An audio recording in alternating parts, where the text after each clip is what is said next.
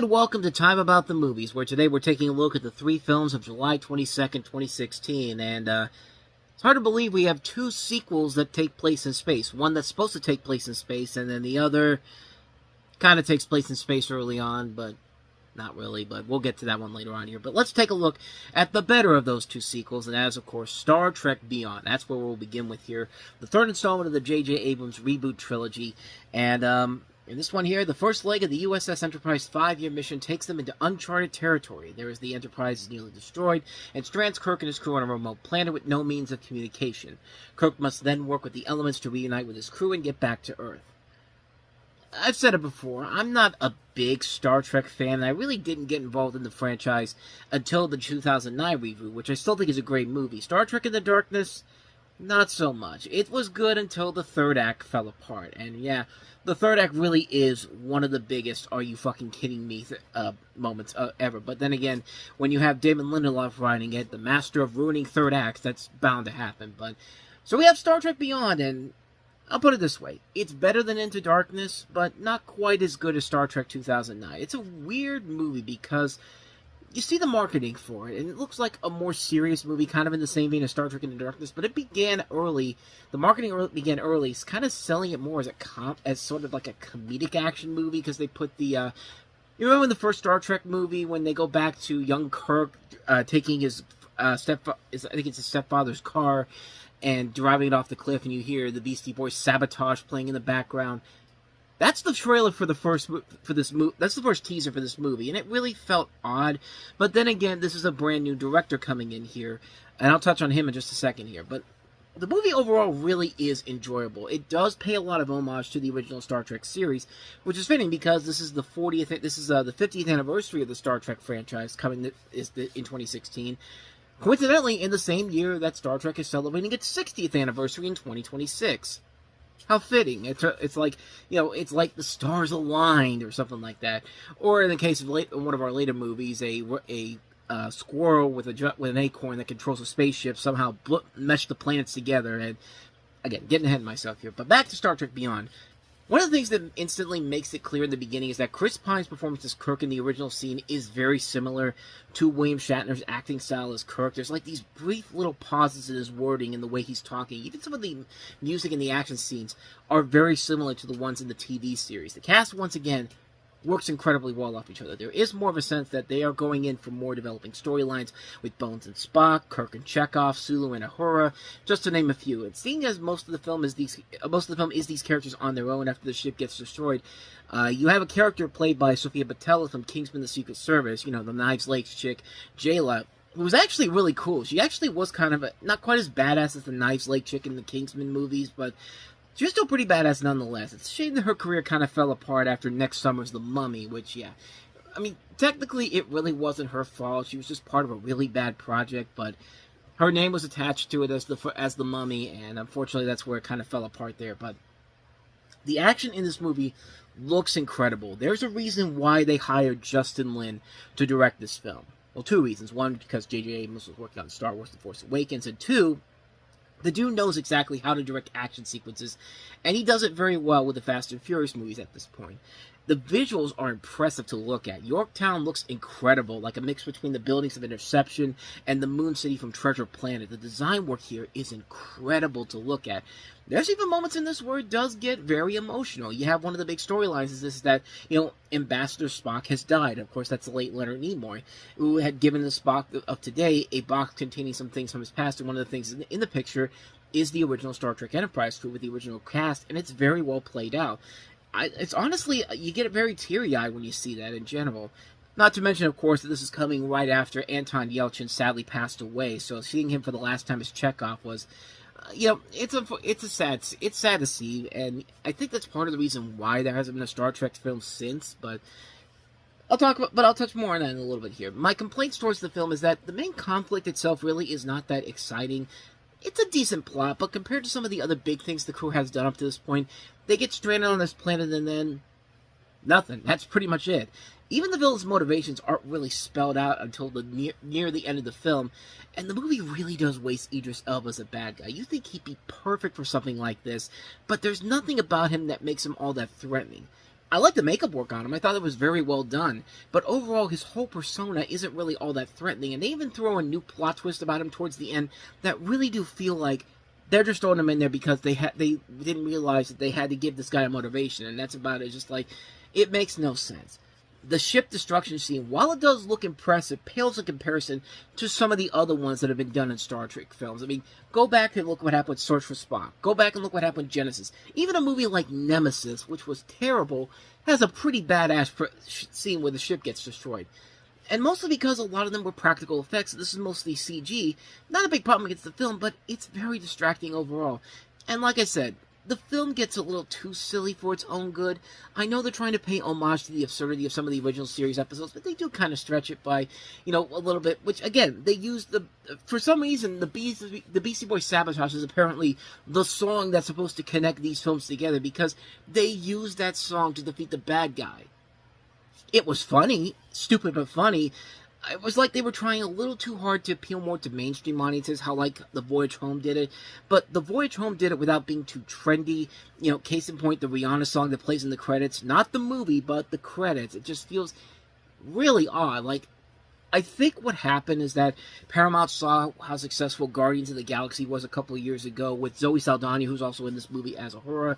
And they basically said, Zoe, guess what? We're gonna still make it feel like you're in a Guardians movie, because we gotta throw in these classic songs in here. They're not gonna make a whole lot of sense, but hey, it'll work for what we're trying to do here. Spoiler alert, it really didn't do that, but like I said, I did really enjoy this a lot. It's not my personal favorite in the series, but it does entertain a lot of the time. It does have its faults, but the overall movie does a much more serviceable job to it than Into Darkness does. You don't feel like you're being bamboozled by the lackluster way that film ended. You do feel at least satisfied from the end of this movie of what you saw. And like I said, it does feel like it ends on a note where you kind of get a sense that they kind of probably think that this is going to be the end of the series with them. I mean, it is the third film, and usually the third film is where you kind of get ready to end things on a good note. And like I said, it's the last time you see Anton Yelchin as Chekhov, and again, it's a really good performance, and it really is an affectionate performance overall. Everybody in here does their parts very well. Would I have liked to see another movie with these characters? Absolutely, but seeing as how it's been 10 years and we haven't gotten a new Star Trek film since then, they've been trying to do all these different Star Trek movies. There was one that was supposed to be for Quentin Tarantino to direct that never happened. There was one that was supposed to be directed by Matt Shankman, who later went on to do Fantastic Four. It really does feel like Star Trek's kind of stuck in a mutual mode right now, and they're putting more of the focus on Star Trek on Paramount Plus, where most of the stuff on there has been good. There's been a couple of exceptions, most notably Section 31 was pretty bad, but for the most part, it's fine. Most of the stuff on there is really good, but it just feels like they really don't have an idea of what they want to do with Star Trek at this point here. I mean, I think having all those shows on Paramount Plus kind of affects the movies in general, and I feel like there's so many opportunities that you can do with Star Trek on the big screen. Even if you have to reboot the cast again, this is a series a franchise that's been going on for 6 decades now, and you're telling me that there's no real consistent storyline that you want to try to do for another feature film? I mean, it just doesn't make a whole lot of sense to me. But as far as this movie goes, it's a good movie. I think for the general Star Trek lovers, they'll definitely enjoy it. Even the non-Star Trek fans, I think, should enjoy it overall. I think if you like the 2009 Star Trek movie, you should definitely like Star Trek Beyond. I think it's definitely a better movie than Into Darkness, and it's not the best way for the Star Trek film series to go out right now, but who knows? Maybe someday within the end of the decade, someone will say, hey, let's get Star Trek going again as a movie franchise. But even if we have to reboot the series again, I mean, it just seems like it's going to happen sooner rather than later, but it just feels weird not having another Star Trek film in 10 years, but anyway, that's my thoughts on Star Trek Beyond. So let's go ahead and move on to the other good movie that came out this weekend, Lights Out.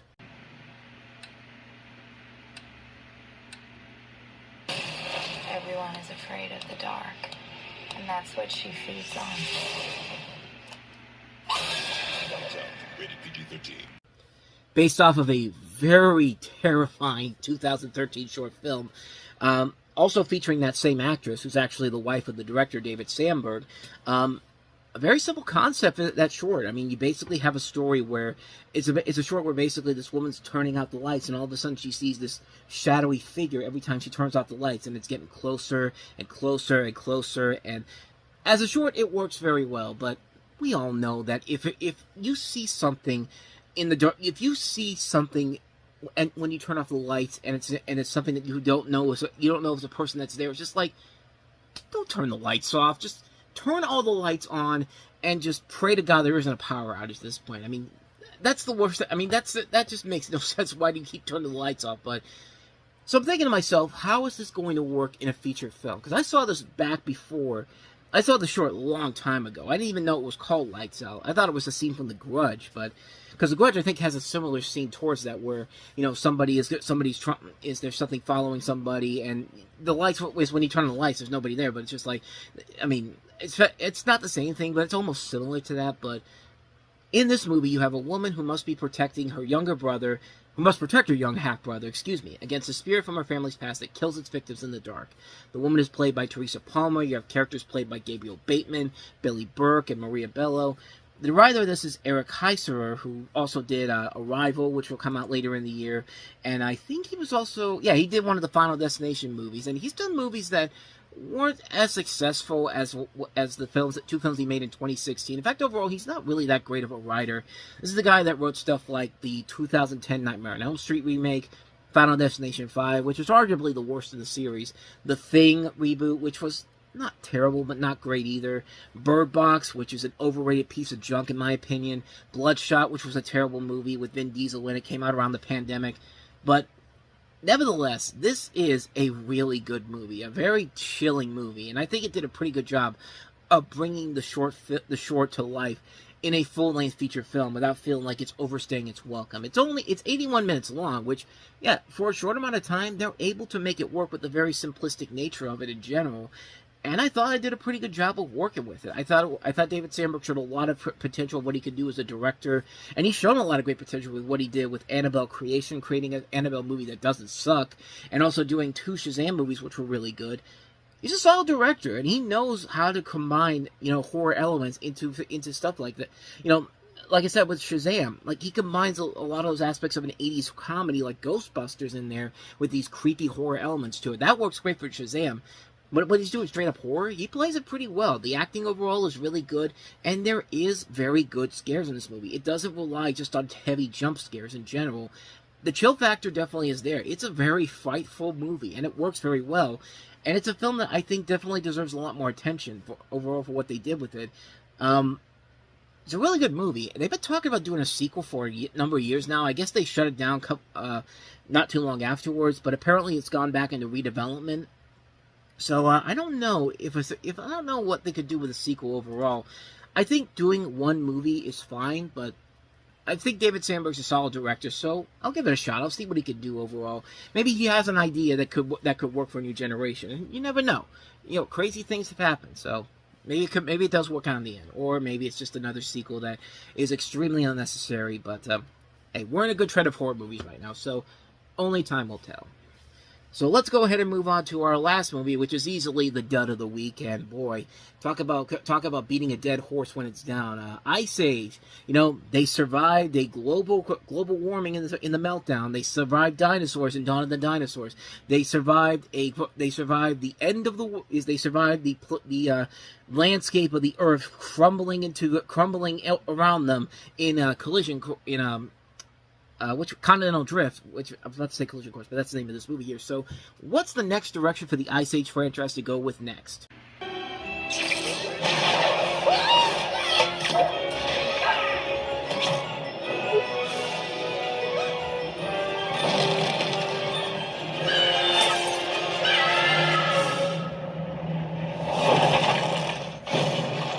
Space!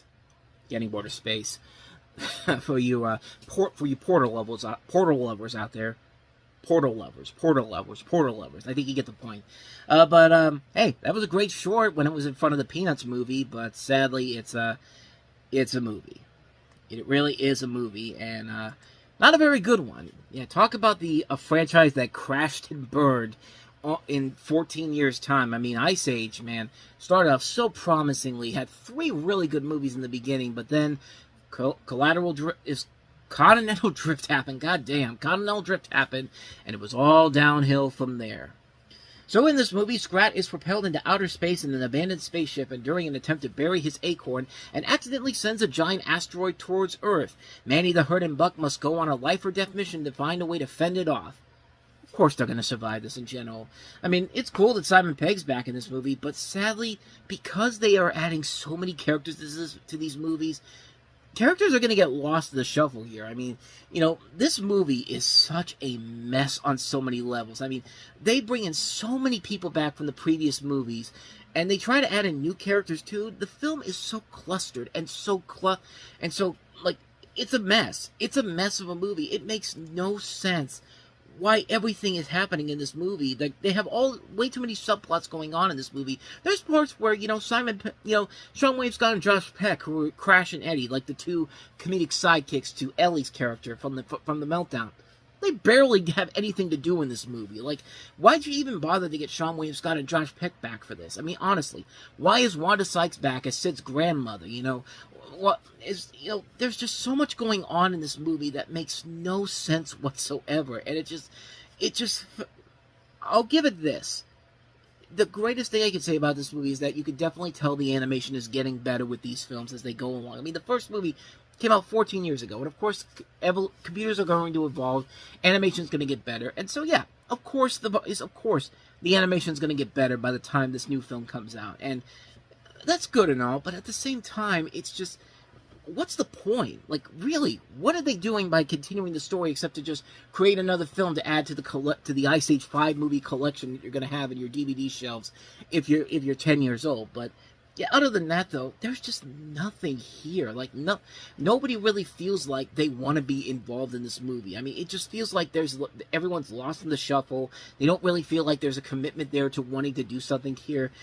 It just feels like there's nothing there to give them a reason to stick around for this movie in general. It just feels like what are we even doing here at this point? Like, what's the end result of this whole thing?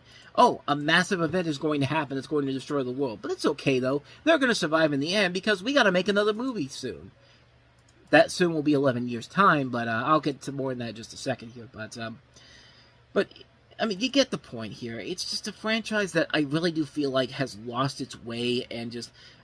I mean, everything they've done since the third movie, ever since that third film ended, it's been all downhill from here. You had a really bad movie in Continental Drift, a lackluster film in Collision Course, the worst movie of 2022, in my opinion, with The Adventures of Buck Wild, and now they're doing another Ice Age movie they got Ray Romano, John Leguizamo, Dennis Leary, Simon Pegg, and Queen Latifah coming back here. I'm only hoping that they have an idea of what they want to do with this. I really am hoping that they are not just going to do what they did with this movie here and just grab as many celebrities as they can, have so many characters in here that you have no idea who's to connect with who.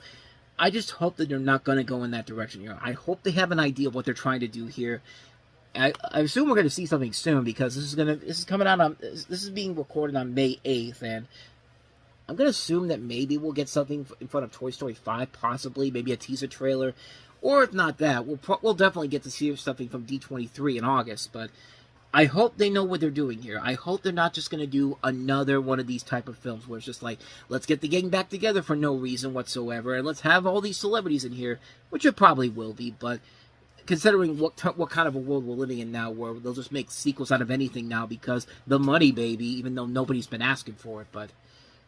I mean, have I made it clear that this movie's not that great? I mean, it's just like they're not even trying anymore. This is like the Blue Skies equivalent to the Simpsons bit, Star Trek 12. So very tired. Like, you could just tell that nobody wanted to be involved in this movie. The comedy is terrible. The animation is good, and there's just way too many characters to keep you invested. I mean, I'm hoping that Boiling Point's going to be better, but.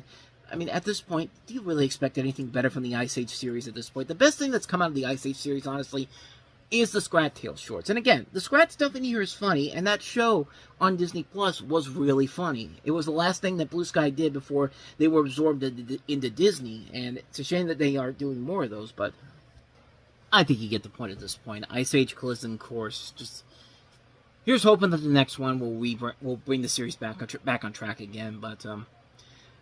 So that's Ice Age Collision Course. I would say we're done, but then I just realized there's two other movies we got to take a look at here. So let's take a look at the movie that I had no idea even existed until I did the research on this. Absolutely Fabulous, the movie. Oh, God. Darling. Sweetheart.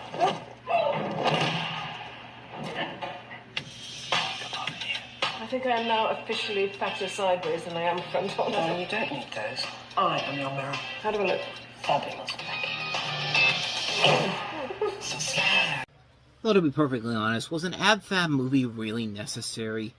I mean, honestly, this is, of course, based off of the BBC hit series starring Jennifer Saunders and Joanne Lumley, and it features both of them back once again, along with Julia Sawalha from Chicken Run, June Whitfield, and Jane Horrocks, also from a Chicken Run. It finds the drug-addicted, alcoholic PR agent Edina Monsoon and her best friend codependent Patsy Stone on the run from the authorities after it's suspected that they have killed supermodel Kate Moss, who has a cameo who is also in this movie, and it serves as the de facto series finale for the show. It also marks the final time Barry Humphries appears in this before he passed away in 2023. It also features the cast that includes Emma Bunton from the Spice Girls, and a bunch of celebrity cameos in here. Mo Gaffney is in here, Chris Colfer. So, yeah, like I said, I didn't even know there was an ab-fab movie. I never really watched the show in general. I'd seen little bits and pieces of it on Comedy Central. I knew who Jennifer Saunders and Joe... I know the people involved in the movie because I've seen them in other things. Shrek 2, Chicken Run. Joanne Lumley's been a couple things. I can't remember one in particular, but yeah, like I said, I've never seen the show in full, nor have I seen the movie, so I can't really say if it's any good or not, but judging by the reviews for this, I'm just going to assume that nobody really wanted to see this. Even the people who loved Absolutely Fabulous, there was no real reason to make this movie. It was basically for name recognition. I don't even think it really did all that well at the box office. I mean, it didn't do the gangbuster business here in the States. It only brought in like $4.5 million. Most of that money came from the United Kingdom, which was where the show was popular. I mean, even the reviews for this really are not that great in general here. It just...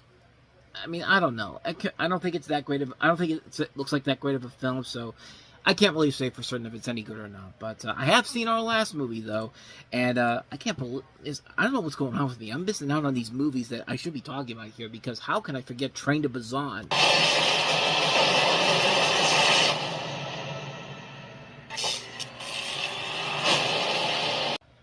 It's a movie about a train with people trying to get away from a zombie apocalypse. I mean, how can I not talk about this movie?